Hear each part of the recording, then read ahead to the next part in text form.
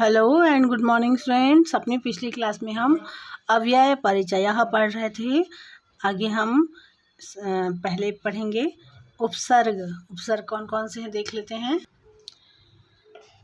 प्र, परा, अप, सम, अनु, अव, निस, निर, दुस, दुर, वी, आंग, नि, अधि, अपि, अति, सु, उत, अभि, प्रति, परि, उप, प्रादयः उपसर्ग। अर्थात ये 22 संख्या में 22 उपसर्ग हैं।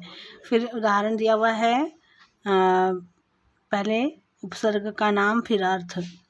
तो यहाँ पर प्र उपसर्ग से प्र का अर्थ होगा अधिक, श्रेष्ठ के लिए प्रयोग होगा अधिक या श्रेष्ठ के लिए यह उपसर्ग प्रयुक्त किया जाता है। जैसे कि प्रणाम, प्रणाम मतलब अधिक झुकना। फिर प्राचार्य में अधिक, जब हम श्रेष्ठ जो होता है सबसे, प्राचार्य मतलब सारे शिक्षकों से जो ऊपर होता है, श्रेष्ठ आचार्य प्राचार्य। और प्रणाम में जब हम झुकते हैं तब प्रणाम करते हैं, झुक कर प्रणाम करते हैं किसी को भी। फिर है परा।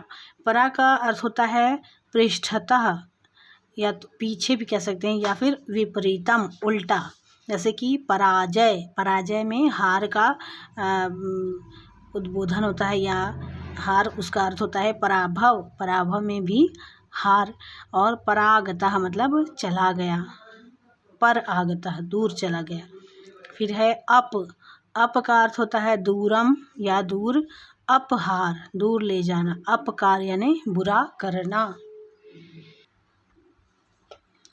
फिर है सम। सम का अर्थ होता है सम्यक प्रकारेण मतलब अच्छी तरह से, संस्कार अच्छे कार्य अच्छी तरह से किया हुआ। फिर है अनु। अनु का अर्थ होता है पश्चात, सह पीछे या साथ, अनुगमन। अनुगमनम अर्थात पीछे चलना। अनुकरणम मतलब उसी तरह करना, किसी को देखकर उसके तरह ही कार्य करना अनुकरण कहलाता है। अनुकरण कर रहा है वो उसका, ऐसा कहते हैं हम।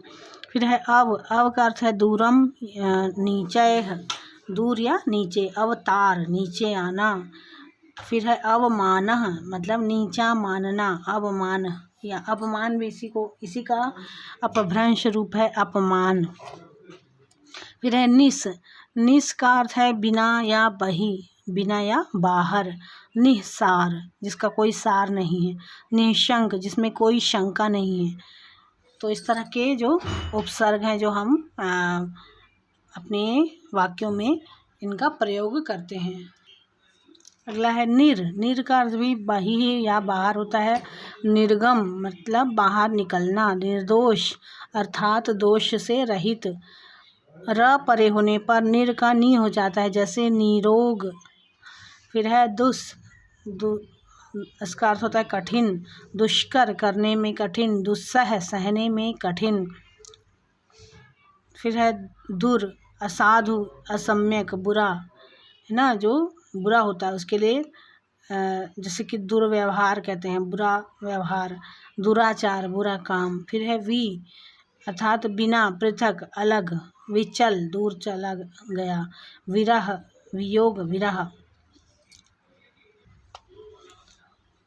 फिर है आंग। पर्यंतम या न्यूनम तक कम, अच्छदः चारों ओर ढकना, आकंपः कुछ कांपना।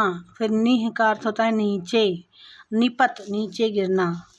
फिर है अधि, आधिक्यम या प्रामुख्यम, तो इसको हम जैसे कोई प्रमुखता से कहते हैं, जैसे अधिकार, प्रभुत्व, स्वामित्व। फिर है जिसमें दूसरे वश में हो, जैसे जिसके वश में दूसरे हों। या फिर अपि, निकटे, निकट भी। अपि मतलब होता है पास में भी और भी। अपिधानम ढक्कन। अपि का विकल्प से अलोप हो जाता है, जैसे अपिधानम का पिधानम हो जाएगा। इसी तरह से अति, बाहुल्यम या उल्लंघनम, अति करना कहते हैं ना कि अतिक्रम, सीमा का उल्लंघन। अति निद्रा अधिक नींद। फिर कहेंगे सु। सु का अर्थ होता है अच्छा, सम्यक, सुयश। फिर है उत। उत का है ऊर्ध्व या ऊपर, उत्कर्ष या उन्नति। उत्प्रेक्षणम ऊपर की ओर फेंकना। फिर है अभि। अभि अभिमुख ओर, अभिगमन किसी की ओर जाना। प्रति विपरीत और उल्टा, प्रतिवाद करना, खंडन करना। प्रतिध्वनि मतलब फिर से जो ध्वनि फिर से लौट कर आती है उसको परावर्तित ध्वनि या प्रतिध्वनि भी कहते हैं। फिर है परितः चारों ओर, परिवृत्तः चारों ओर से घिरा हुआ, ग्रामः परितः वृक्षात, ऐसे करके कहते हैं ना कि चारों ओर गांव के चारों ओर वृक्ष हैं। निकटे निकट, उपासना निकट बैठना, आसना निकट बैठना। आज के लिए इतना ही, अपनी अगली क्लास में और भी अव्यय हम देखेंगे।